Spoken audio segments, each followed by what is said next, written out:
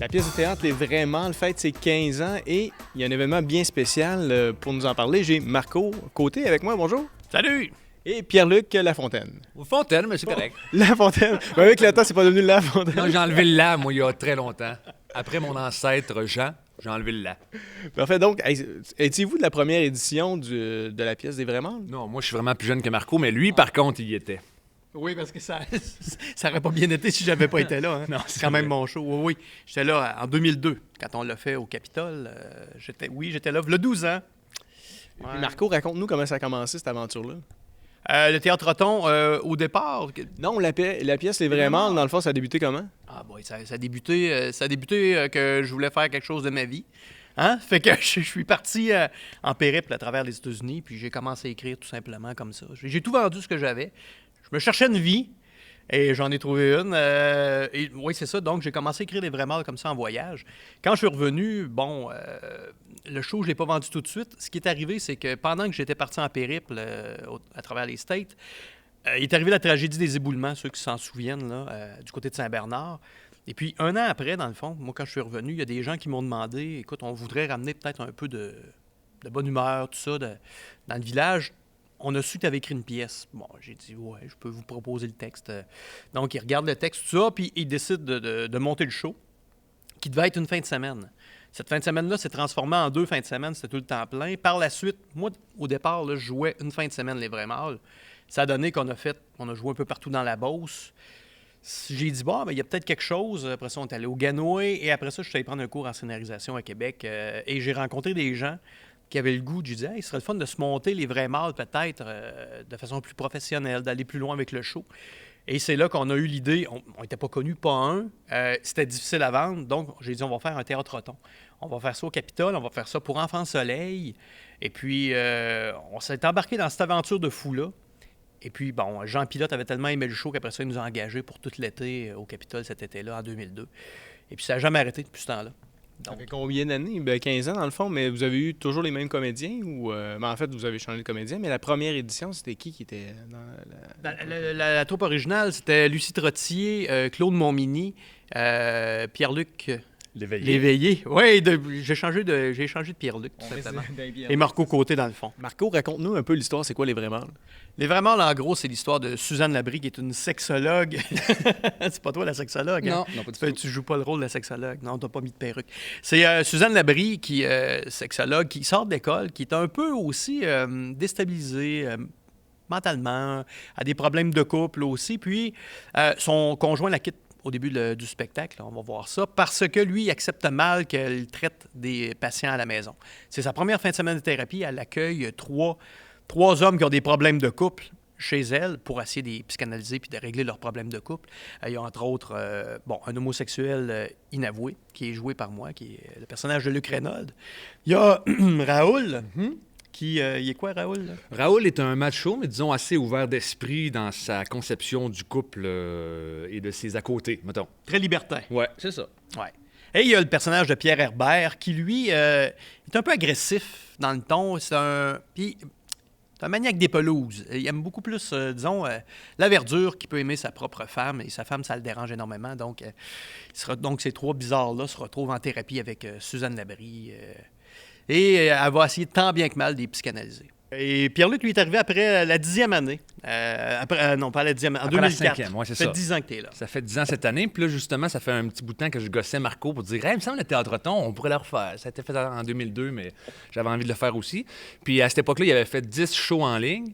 Puis cette année, on va en faire 11, juste pour briser leur record, puis qui nous appartiennent à nous. Là. Question d'être un peu plus fou, d'être un peu plus brûlé, plus fatigué que la dernière fois. Expliquez un peu aux gens comment ça va se dérouler. Ça va se dérouler. Ça commence le 31 octobre à 20h le soir. Et puis, dans le fond, c'est 11 représentations consécutives. On présente le show.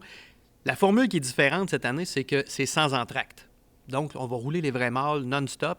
Après ça, il y a une pause, évidemment, 20 minutes pour que les gens puissent quitter la salle et que les gens, disons, qui ont acheté les billets pour 22h15 puissent entrer.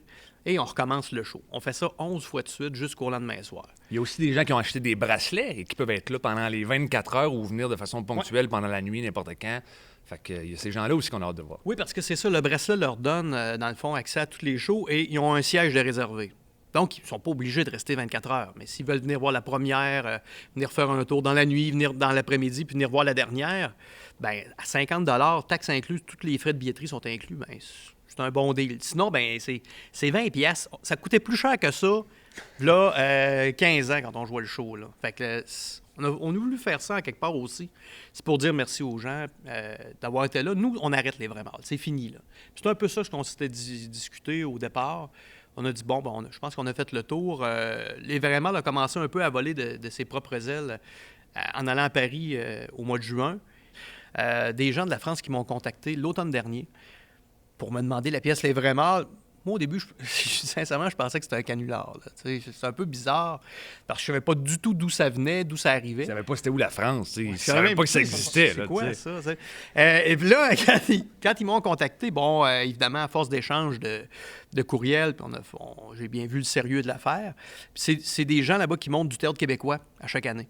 Et là, on a eu un contact vocal, on s'est parlé. Puis là, elle m'a dit, l'année passée, on avait monté un Michel Tremblay. Cette année, on voulait monter du Marco Côté.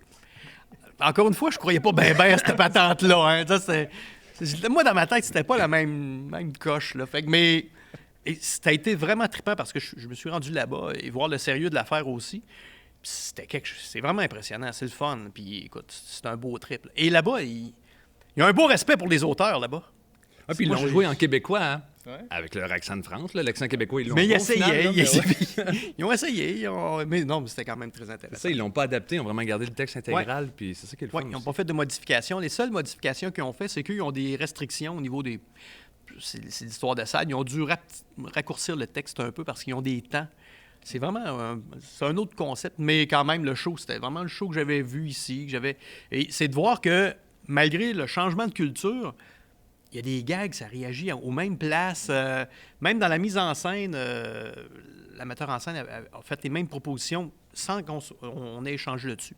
C'est vraiment c'est un beau trip là-bas, la France. Et puis moi, ça m'a dit, OK, nous autres, on a fait le tour avec le show, puis on a le goût de faire d'autres projets, développer d'autres affaires, puis ça demande énormément d'énergie aussi à travailler tout le temps sur le produit. Donc, on a dit, on va essayer de vendre des nouvelles affaires, on a des nouvelles idées, puis c'est juste ça. Je trouve qu'après 15 ans, on n'a pas le goût d'en faire un brou, là, d'étirer ça sur 35 ans, puis... Quoi qu'ils ont le droit, tu sais, faut pas qu'on n'a pas l'air méprisant. Ils sont bien smart, les gars. Là. Ils sont corrects, là, mais moi, ça me tente pas, là. Chacun son trip. Mais c'est ça. Non, après 15 ans, c'est ça. On a décidé qu'on arrêtait ça là, puis on voulait faire ça d'un coup d'éclat. De faire ça d'une façon comme on va faire là, puis on espère, tu sais, nous autres, on est fous. On veut que les gens soient assez fous pour venir nous voir et embarquer dans ce trip-là. Puis surtout que, en ayant bien du monde, nous autres, on veut faire un don aussi au Club Kiwanis qui aide énormément les enfants de la région.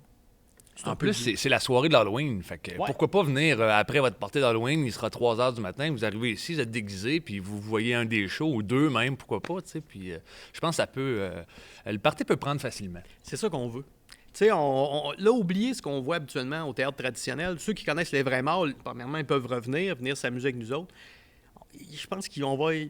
On va garder un cadre, là, mais ça se peut qu'on s'amuse pas mal. Puis ça va nous prendre ça aussi. On va faire le fou. On va faire les fous, puis on veut s'amuser avec les gens aussi dans la salle. Fait que vous aurez eu jamais le droit de parler autant que ça au théâtre. Mais non, j'aurais peut-être pas dû dire ça. non, peut-être pas parler, mais je ne sais pas comment amener ça. Hein. On le coupera au montage. Qui a une belle complicité que le public. Ouais, c'est ça vrai. que ça va prendre. À chacune des représentations, est-ce que vous attendez que ça soit pratiquement pareil ou vous préparez des petites surprises pour certaines représentations? Oui, je pense qu'en effet, on n'aura pas le choix de se renouveler puis de se donner des défis, peut-être même entre nous, parce que quand ça fait 6 fois en ligne qui est rendu 4 h du matin puis que là, tu as besoin d'un petit beau d'énergie, ça se peut que je te dise, OK, tu vas essayer de plugger tel mot on se donne des défis, puis même avec le public, je pense qu'on va pouvoir en arriver à là, on n'aura pas le choix pour garder de l'énergie jusqu'à la fin. C'est une belle expérience, pareil. Les gens, je veux dire, on ne voit pas ça dans la région, fait que c'est trippant que les gens participent. Si on veut aller voir les heures des représentations, on peut trouver ça à quel endroit? Ovascène.com ou encore on peut appeler au 387-2200. C'est directement à la billetterie ici. Donc, ça va être bien sûr à la Mèche-Chatigan, tout ça. Et puis, venez en gang, amenez vos enfants, famille. maîtresse. Oui.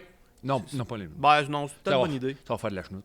Ouais, mais qui mettre dans le rangée en arrière. Ah, ben c'est vrai. On ira les voir. En tout cas, Nous autres, on ira les voir. Bonne soirée, messieurs. Hey! vous autres ici. Yes.